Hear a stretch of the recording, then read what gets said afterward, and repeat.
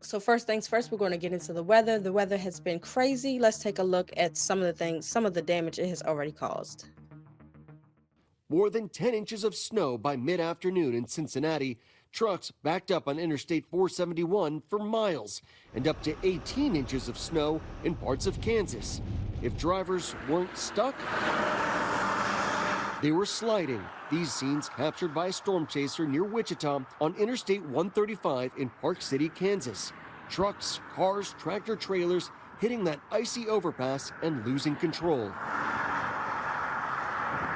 In Kansas City, watch as this tractor trailer helplessly slides from one end of the highway to the other and back again before crashing and folding like an accordion.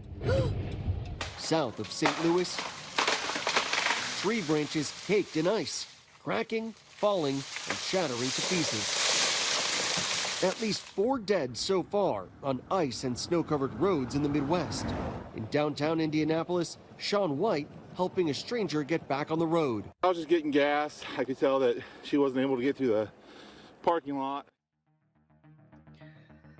So as you can see, a lot of damage has already been caused all throughout the Midwest. And there's more. Unfortunately, there's a lot more to come. So let's see what's on the forefront for next week. Winter storm threat here in the southern plains and the southeast. And again, this is a very rare sort of storm. We don't usually see winter weather events this far down to the south. It's really a once every 4 to 5 years sort of event, maybe even more rare than that, depending on if this does shift further south. And as we track this winter system next week, it's important to note that many areas could see over an inch of snowfall, which would be considered significant even as far south as areas like the Gulf Coast. And these are the probabilities right now through Wednesday of next week. And notice that the swath here, areas like southeast Texas through Louisiana and Mississippi, those are where we have the greatest probabilities of seeing over an inch of snowfall at around a 60% chance right now. The probabilities are a bit lower elsewhere because confidence just isn't there yet that we are definitely going to be seeing a potential winter storm here. But areas like Georgia, South Carolina, Alabama, Texas, Louisiana, Mississippi, even back through North Carolina should be on alert here that there is going to be a potential for over an inch of snowfall. Again, it's not certain at this point, but the probabilities are increasing. And I just want to mention that this winter weather event this weekend on Saturday and Sunday,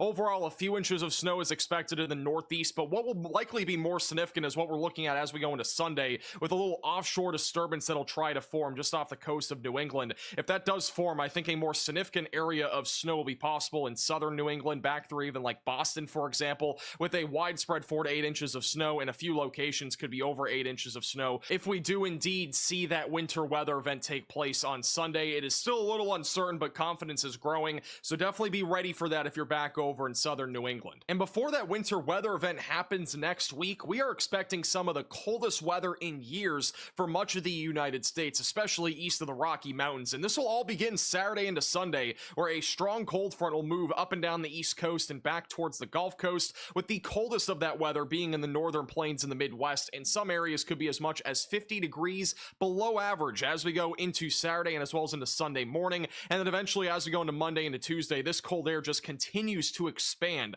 across the Great Plains and throughout the East Coast, with the coldest of that air being over in the northern plains, where we could have some wind chills as low as negative 50 degrees. It is going to be downright frigid. Make sure you're bundling up if you go outdoors to avoid any sort of frostbite. And then eventually as we go into late Tuesday into Wednesday, this starts to shift towards the East Coast, where cold air will continue to build, and then all of a sudden it's going to be right back to around or above average temperatures in the northern plains by Wednesday. So we're just going to have a complete flip of the script as we go into the early to mid portion of the week. But eventually as we go into late next week, another big area of cold air will build. This will not be as intense as the one that we're looking at early this upcoming week, but it will still bring some cold weather to much of the country. And one of the reasons why there could be a winter storm down along the Gulf Coast is because of how cold it is going to be on Monday. This is Monday morning. Freezing temperatures reaching all the way down towards the Gulf Coast, sub-zero temperatures filling in the Midwest and even the northern plains. And by Tuesday morning, that will only continue to increase in coverage as below freezing temperatures are expected